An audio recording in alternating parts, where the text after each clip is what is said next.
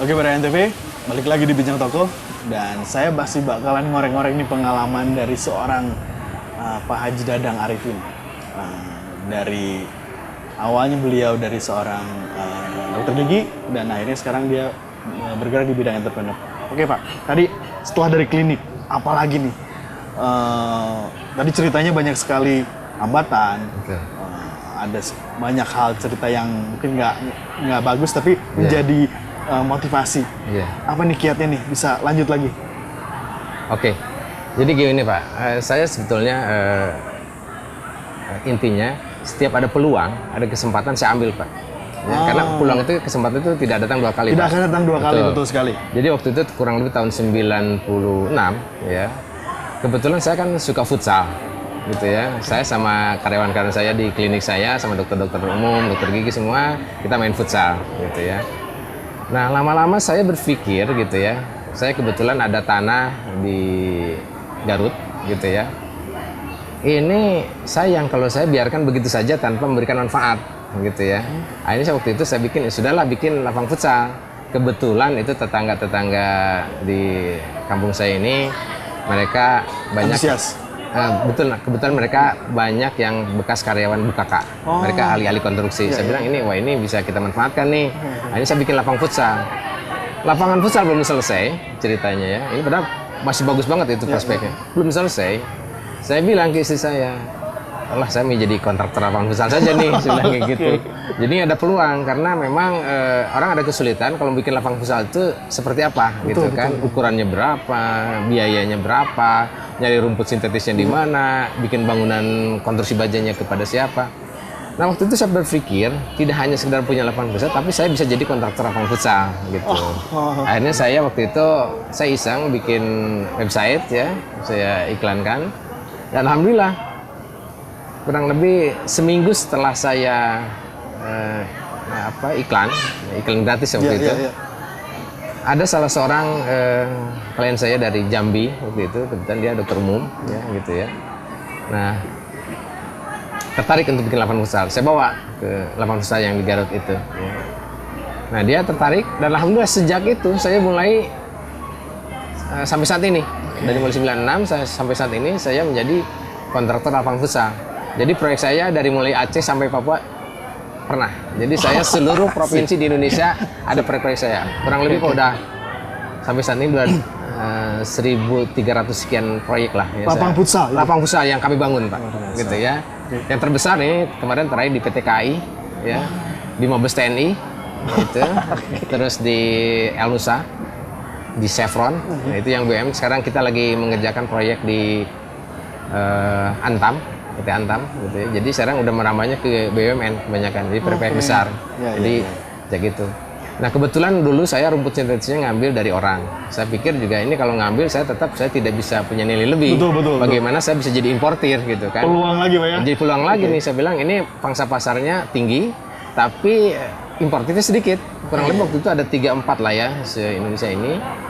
Nah saya ambil, akhirnya waktu itu saya berangkat ke China gitu ya. Waktu itu hubungan diplomatik baru dibuka, saya nekat waktu itu. Bahasa Inggris saya tidak terlalu bagus juga, bahasa Cina, Mandarin saya apalagi, saya tidak paham, tapi modalnya nekat saja. Saya insya Allah saya bagaimana akan bisa punya nilai lebih lah gitu kan. Sejak itulah, jadi sampai saat ini kami membangun lapangan futsal ya, termasuk juga penyediaan rumput sintetis. Tidak hanya untuk lapangan futsal tapi juga untuk taman-taman gitu, untuk landscape segala macam. Kami juga menyediakan. Nah tadinya juga sebetulnya ini rumah makan ini bukan untuk rumah makan awalnya, buat gudang. Buat gudang. Saya rencana memang tadinya membuka pabrik rumput sintetis di sini gitu ya. Tapi setelah kami hitung-hitung memang tidak agak sulit lah Pak, perizinannya agak sulit juga, pangsa pasarnya tidak seimbang Pak, karena target kami masih kalah lah, jadi nilai jual kita masih kalah sama China. Betul. Jadi saya undurkan, tapi saya bilang ada peluang nih, kalau ini jadi rumah makan tentu ini ada view yang cukup bagus, lokasi juga cukup strategis ya. Saya akhirnya terpikirkan ini peluang lagi buat saya. Betul, kan kembali lagi ada peluang lagi. Saya nggak boleh sia-siakan lagi. Ini harus jadi rumah makan nih, saya bilang kayak gitu kan. Maka saat itu saya terpikir bagaimana ini jadi rumah makan sajalah. Oke. Walaupun memang saat itu juga terus terang, saya ada perdebatan dengan istri karena di saat yang bersamaan sebetulnya saat itu saya beli tanah di daerah sini dan saya juga beli bangunan rumah di sebelah klinik saya yang udah berjalan ini mau pengembangan Pak gitu ya. Iya. Dan harganya lumayan tinggi. Betul. Istri saya waktu itu inginnya ke klinik aja dulu. Tapi saya punya merasa ini bisa jadi potensi yang besar gitu kan. Yang mungkin istri saya tidak paham, saya tidak apa-apa waktu itu. Ya sudahlah saya lah saja. Ini jadi rumah makan saja seperti itu. Dari klinik, kontraktor lapangan futsal, Pak, iya. rumput sintetis, akhirnya ke rumah makan. Oke, iya. mungkin dari NTP semua penasaran. Ada kapal di belakang kita berdua lagi ngobrol ini. Oke Pak, konsepnya sendiri, kenapa inspirasinya dari kapal ini Pak? Di kapal ini. Jadi sebetulnya gini, saya kebetulan kan tadi dari Garut, saya kalau mau pulang ke Garut ya setiap weekend, saya kebetulan ada juga rumah di Garut. Saya udah rasanya ke Garut ini, Nagrek ini terkenal macet ya. Terkenal juga gersang gitu kan, apalagi nanti kita melewati Ranca Ekek, macetnya luar biasa. Perut ini udah lapar nih. Tapi rasanya saya mau cari tempat makan yang nyaman, ya, yang view yang bagus, satu yang lain dari yang lain lah. Dari makanan yang enak, tempat yang nyaman, orang bisa selfie juga yang bagus. Saya ini juga peluang lagi buat saya nih, gitu kan. Saya waktu itu ya sudah, saya bikin bagaimana, karena kalau saya hadapkan ke depan nih, restoran saya ini pemandangan tidak ada, cuma gunung sedikit saja. Tapi ke belakang ini ada hamparan sawah, ada bukit.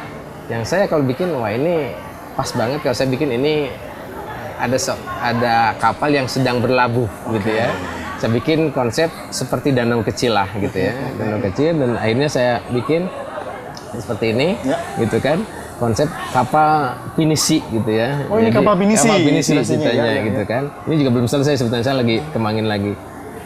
Jadi bagaimana ketika orang makan di sini bisa ngelihat seolah ini kayak saya sedang ada di Darmaga gitu ya, dengan view kapal gitu ya. Apalagi yang di dalam kapal ini orang naik di foto-foto, karena kebetulan orang-orang sekarang senang selfie gitu kan. Ini kan sayang nih. Jadi intinya dalam berbisnis ini bagaimana kita bisa mengambil peluang gitu ya. Jangan sia-siakan peluang ini, mendatangi sekali-sekali, dan kita juga harus peka lah gitu ya, apa keinginan konsumen gitu ya. Tentunya bakal ada inovasi-inovasi lain. Tentu, iya, betul, sama satunya yang lain. Lokasi dari Darmaga Sunda ini di Nagrek. Alasannya kenapa dipilih Nagrek, Pak? Betul. Ya tadi seperti saya bilang, memang Nagrek ini yang dulu terkenal gersang gitu Pak ya, macet.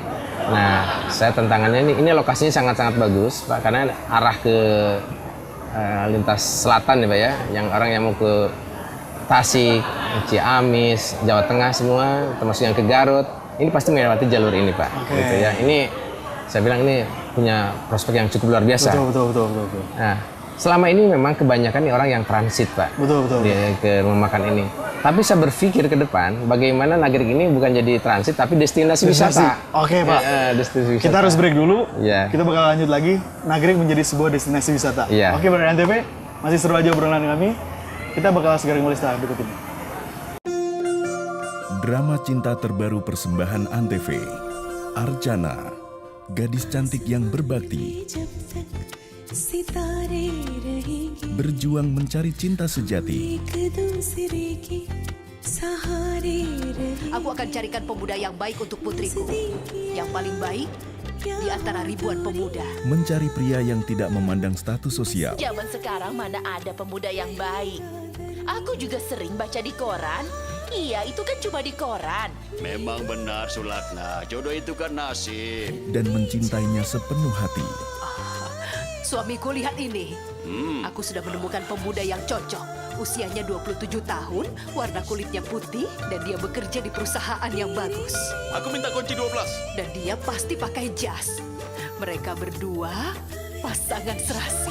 Archana mencari cinta di Antv. Namanya Tapki. Sekilas ia nampak sempurna.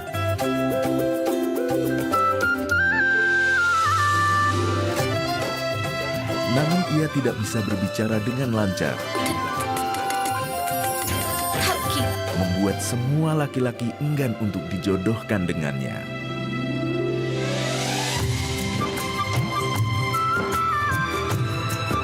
Tapki di Antv. Seorang wanita cantik yang memiliki karir cemerlang harus menerima kenyataan pahit tidak akan bisa memiliki anak. Dan lelaki yang dicintainya meninggalkannya. Pertemuannya yang tidak disengaja dengan seorang anak mengobati kesedihannya.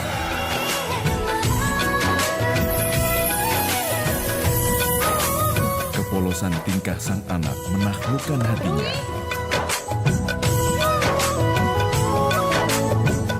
Anak yang merindukan ayahnya. Halo, Papa.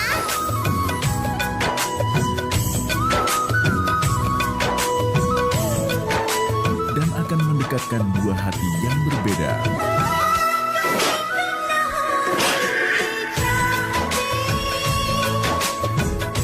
Mohabbatein di Antv. Dua sepupu yang memiliki latar belakang berbeda. Gopi yang buta huruf dan Rashi yang berpendidikan modern. Namun ketika perjodohan terjadi, Gopilah yang terpilih.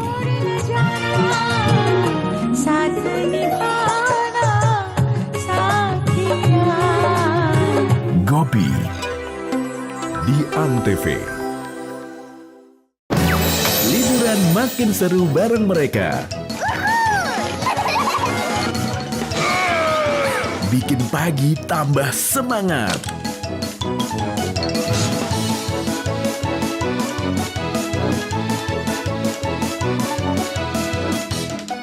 Karena semua tampil beda. Masha and the Bear Season 3 di Antv. Aksi keren Siva dan sahabatnya.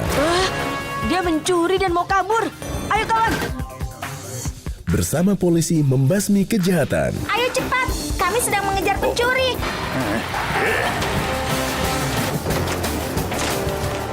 Punya banyak akal mengalahkan musuh. Sampai jumpa. Siva di Antv. Namaku Pandu, apa kabar kamu? Selamat datang di duniaku. Ayo mari jangan bersedih, bergabunglah bersama kami. Teman sejati selalu ada, kapanpun mereka membutuhkannya. Panggilku Pandu, ku kan ada untukmu. Dia Pandu, dia itu super banget. Namaku Pandu di Antv. Awas, dia datang lagi. Si tuyul pensiun yang selalu dikejar tuyul jahat. Karena Ucil nggak mau mencuri lagi, Raja marah. Itu dia, tangkap! Lalu bersahabat dengan Mbak Yul yang cantik. Kamu nggak apa-apa kan? Hah? Nggak apa-apa kan? Lebih modern, lebih kocak. Tunggu petualangan baru Ucil dan kawan-kawan di Tuyul dan Mbak Yul Reborn di Antv.